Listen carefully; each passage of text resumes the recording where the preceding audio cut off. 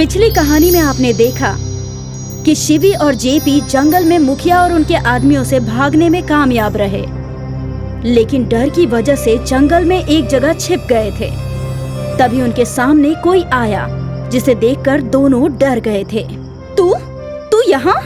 हाँ बाजी, मैं तुम्हें अकेले कैसे छोड़ सकता था। कौन है तेरे साथ और तू यहाँ कैसे पहुँचा? मैं अकेला ही आया हूँ। देख मंगू, झूठ मत बोल। तू जरूर मुखिया के साथ मिलकर मुझे ढूंढ रहा है। नहीं, ऐसा नहीं है, मैं सच में अकेला हूँ। ठीक है, अब वापस जा। मैं कहीं नहीं जाऊँगा, मुझे तुम्हारे साथ चलना है। जहाँ मैं जा रही हूँ वहाँ तू नहीं रह पाएगा, इसीलिए कह रही हूँ कि वापस जा। मैं अपनी बहन को अकेले नहीं छोड़ सकता। जेपी भी दोनों की बातों में शामिल होता है। क्या हुआ शिवी? मंगू यहाँ कैसे पहुँचा? वो हमारे पीछे आ गया है और अब साथ जाने की जिद कर रहा है। वहाँ मंगू को रहने में परेशानी हो सकती है। हाँ, लेकिन ये मान ही नहीं रहा है ना। इसको छोड़कर हम तेजी से आगे बढ़ जाते हैं। जब ये चलने में हमारा मुकाबला नहीं कर पाएगा तो खुद वापस लौट जाएगा। जेपी और शिवी मंगू को वहीं छोड़कर आगे बढ़ने लगे। कुछ दूर जाने के बाद उन्होंने देखा तो मंगू उनके पीछे हांफते हुए चला आ रहा था। मैं कहीं नहीं जाऊँगा बाजी। मंगू को अकेले छोड़कर जाना सही फैसला नहीं है, क्योंकि अगर हम इसे अपने साथ लेकर नहीं गए तो ये यहीं कहीं खो जाएगा। हाँ, इसे अब अपने साथ ही ले जाना होगा। ठीक है, तुम हमारे साथ आ सकते हो, लेकिन अगर थोड़ा भी परेशान किया ना तो वापस भेज दिए जाओगे। मंगू ने शिवी की शर्त मान ली और तीनों साथ साथ चलने लगे। तभी सड़क पर उन्हें एक ट्रक आता हुआ दिखाई दिया जो शहर की नाजिब जा रहा था। तीनों उसमें दिल्ली जाने के लिए बैठ गए। ट्रक ने उन्हें रेलवे स्टेशन छोड़ दिया। रेलवे स्टेशन पर सारे लोगों का हुजूम देखकर शिवी और मंगू हैरान रह गए। अरे बाप रे, ये सब क्या है? ये रेल है, हम इसमें सवार होकर एक जगह से दूसरी जगह जाते हैं। ये देखकर शिवी भी बहुत खुश हुई। तुम दोनों यहीं रुको, मैं अभी टिकट लेकर आता हूँ। शिवी और मंगू के लिए इतने बड़े हुजूम में जाना बड़ा ही हैरान करने वाला था और बाकी सब भी दोनों को अजीब नजरों से देख रहे थे। बाजी, ये कैसे लोग हैं? हमें क्यों देख रहे हैं? हम इनसे काफी मुखल्लिफ हैं, इसीलिए सब ऐसे देख रहे हैं। हाँ बाजी। इसी दौरान जेपी भी टिकट लेकर आ गया। क्या बात है, किन बातों में मशगूल हैं? जनाब जेपी, मुझे बहुत डर सा लग रहा है। ये तो बहुत ही अजीब दुनिया है, हम इनसे बेहद जुदा हैं। मुझे और खुद को थोड़ा वक्त दो शिवी, एक दिन ये दुनिया तुम्हारी हो जाएगी। चलो अब ट्रेन में बैठते हैं, नहीं तो ये चली जाएगी। तीनों रेल में बैठ गए। मंगू कभी खिड़की से बाहर झांकता तो कभी सीट पकड़कर देखता। उसके लिए ये सब बहुत नया और खुशनुमा था। जेपी ने उसे सीट पर बैठने का इशारा किया। रेल चलने लगी। शिवी और मंगू नई दुनिया में रेल की तेज चाल और साथ साथ भागते पेड़ों और इमारतों को देखकर खुश हो रहे थे। तभी रेल में कुछ बदमाश आ गए। कोई भी अपनी जगह से नहीं हिलेगा, जिसके पास जो भी है सब हमें दे दे, नहीं तो गोली मार देंगे। सभी लोग बेइंतहा खौफजदा हो गए और अपने हाथ ऊपर करके बैठ गए। जल्दी जल्दी सारा माल बाहर निकालो। तभी एक बदमाश जेपी के पास आया और अपनी बंदूक जेपी के सर पर तान दी। तेरी शक्ल बता रही है कि तेरे पास बहुत पैसे हैं। चल जल्दी से बाहर निकाल, नहीं तो तुझे इस दुनिया से ही निकाल दूंगा। ए, तू जेपी से ऐसे बात कैसे कर सकता है? अपनी बंदूक हटा। ओ जंगली लड़की, मतलब जंगली जानवर भी अब एक बेताज बादशाह को सिखाएंगे। जेपी शिवी की बेइज्जती बर्दाश्त नहीं कर सका और उसने बदमाश को एक थप्पड़ लगा दी। उसके साथ वाले भी आकर लड़ाई करने लगे। तभी शिवी ने अपने ताकतों का इस्तेमाल करना शुरू किया। बदमाश चलती ट्रेन से जान बचाकर कूदकर भागने लगे। मंगू सीट पर खड़ा होकर तालियां बजाने लगा। बाकी मुसाफिरों ने भी शिवी का तालियों से इस्तकबाल किया। देखो शिवी, मैंने कहा था ना कि एक दिन तुम इस दुनिया में मिल जाओगी। तीनों बातें करने लगे। ट्रेन तेज गति से ख्वाबों के शहर दिल्ली की तरफ रवाना हो गई। Delhi railway station. Train station पे आकर रुक गई। तीनों बाहर आने लगे। जेपी ने देखा वहाँ आने जाने के लिए एक बिजली से ऊपर जाने वाली सीढ़ियाँ थी। आओ हम इन सीढ़ियों से ऊपर चलें। दिल्ली रेलवे स्टेशन का इतना बड़ा लोगों का हुजूम देखकर मंगू और शिवी कुछ नहीं कह पा रहे थे। घबराहट की वजह से दोनों को पसीने आ रहे थे। क्या हुआ, तुम दोनों कहाँ खोए हुए हो? चलो इस पर पैर रखो और बराबर में उस पर हाथ भी रख लेना। अपनी पैर सीढ़ी के बीचों बीच रखना और इस पर चलना नहीं, सीधी खड़ी रहना, क्योंकि ये सीढ़ियाँ अपने आप चलेंगी। मैं इस पर नहीं पैर रख पाऊंगी, मैं गिर जाऊंगी। कुछ नहीं होगा, तुम पैर रखो तो सही। नहीं नहीं, शिवी और मंगू ने दोनों ने मना कर दिया। ये देखकर आसपास के लोग हंसने लगे। देखो, सभी हंस रहे हैं। अगर गिर गई तभी तो हंसेंगे ना। जेपी ने अपने पीठ पर बैग टांगा और शिवी और मंगू का हाथ पकड़कर जबरदस्ती दोनों को बिजली की सीढ़ियों से ऊपर लेकर गया। अब बताओ, डर लगा? शिवी और मंगू खामोश थे। एकेडमी जाने से पहले हमें कपड़े और कुछ जरूरी सामान भी खरीदने होंगे।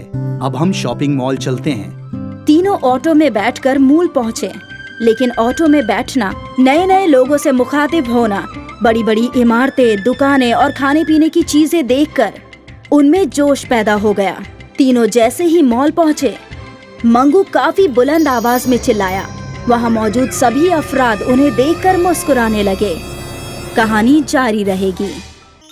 पिछली कहानी में आपने देखा कि शिवी और जेपी जंगल में मुखिया और उनके आदमियों से भागने में कामयाब रहे, लेकिन डर की वजह से जंगल में एक जगह छिप गए थे।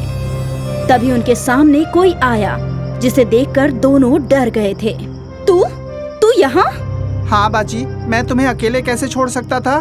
कौन है तेरे साथ और तू यहाँ कैसे पहुँचा? मैं अकेला ही आया हूँ। देख मंगू, झूठ मत बोल।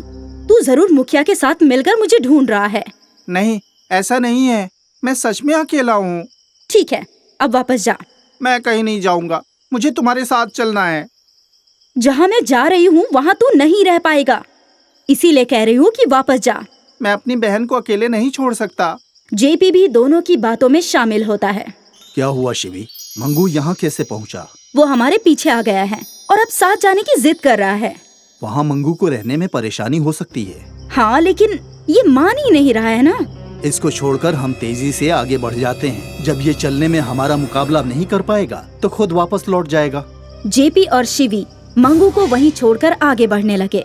कुछ दूर जाने के बाद उन्होंने देखा तो मंगू उनके पीछे हांफते हुए चला आ रहा था। मैं कहीं नहीं जाऊँगा बाजी। मंगू को अकेले छोड़कर जाना सही फैसला नहीं है, क्योंकि अगर हम इसे अपने साथ लेकर नहीं गए तो ये यहीं कहीं खो जाएगा। हाँ, इसे अब अपने साथ ही ले जाना होगा। ठीक है, तुम हमारे साथ आ सकते हो, लेकिन अगर थोड़ा भी परेशान किया ना तो वापस भेज दिए जाओगे। मंगू ने शिवी की शर्त मान ली और तीनों साथ साथ चलने लगे। तभी सड़क पर उन्हें एक ट्रक आता हुआ दिखाई दिया, जो शहर की नाजिब जा रहा था। तीनों उसमें दिल्ली जाने के लिए बैठ गए। ट्रक ने उन्हें रेलवे स्टेशन छोड़ दिया। रेलवे स्टेशन पर सारे लोगों का हुजूम देखकर शिवी और मंगू हैरान रह गए। अरे बाप रे, ये सब क्या है?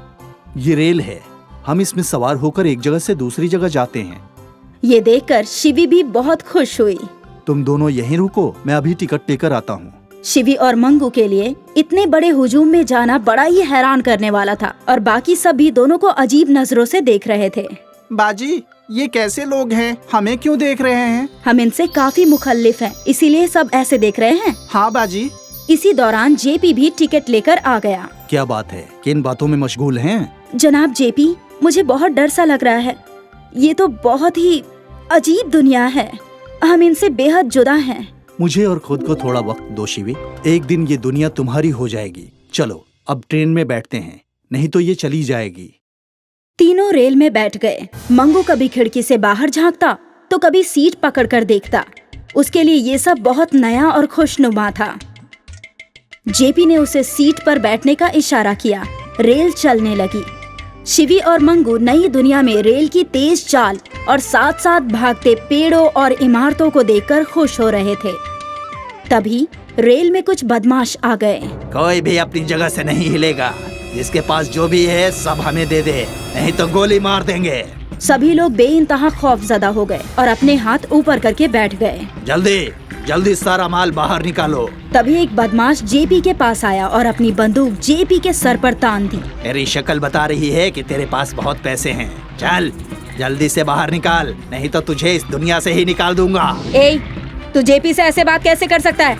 अपनी बंदूक हटा। ओ जंगली लड़की, मतलब जंगली जानवर भी अब एक बेताज बादशाह को सिखाएंगे। जेपी शिवी की बेइज्जती बर्दाश्त नहीं कर सका और उसने बदमाश को एक थप्पड़ लगा दी। उसके साथ वाले भी आकर लड़ाई करने लगे। तभी शिवी ने अपने ताकतों का इस्तेमाल करना शुरू किया। बदमाश चलती ट्रेन से जान बचाकर कूदकर भागने लगे।